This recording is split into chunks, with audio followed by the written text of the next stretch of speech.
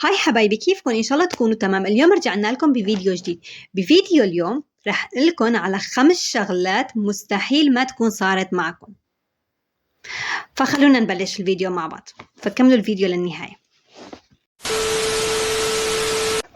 فأول شغلة واللي هو الوقت.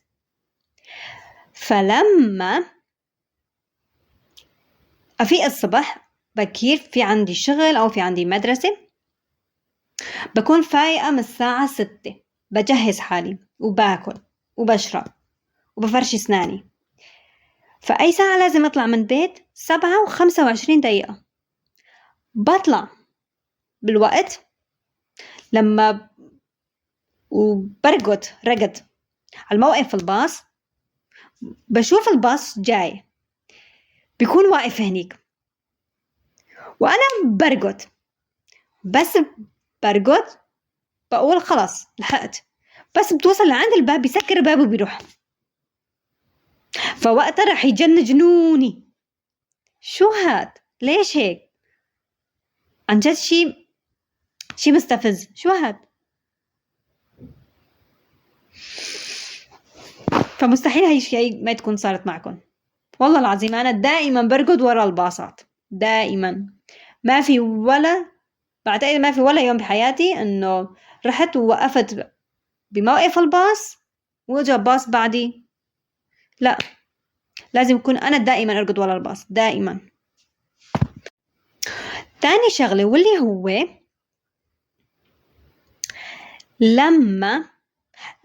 تاني شغلة واللي هو البيت بيكون مرتب ونظيف طول الوقت، طول الأسبوع أو طول الشهر.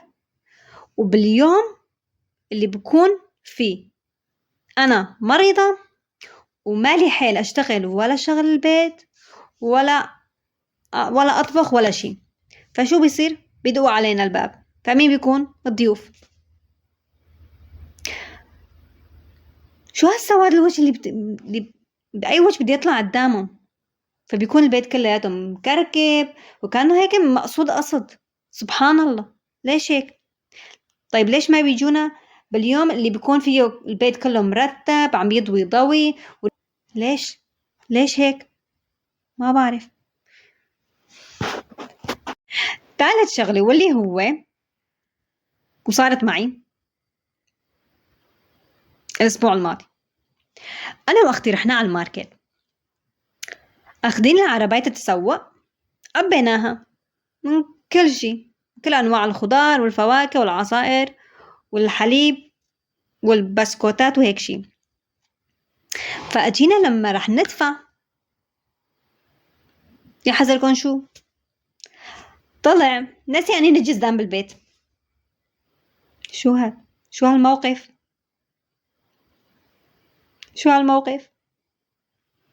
فقالت للبنت سوري، لو كانت واحدة عربية قالت لي وين بدي أصرفها وين بدي أصرفها؟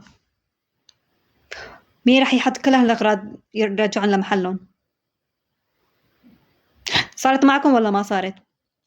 اكتبوا لي إياها بالتعليقات.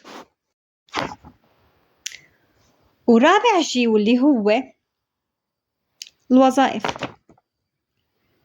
اي نعم، الوظائف، خاصة لما يكون في عنا موضوع بيكون قبل بوقت مجهز الموضوع تقريبا بأسبوع.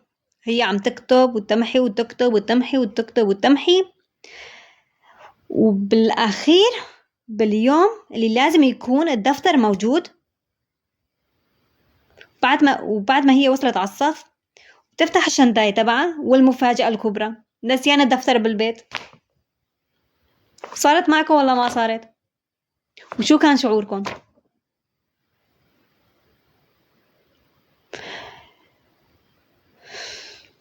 شعور محزن.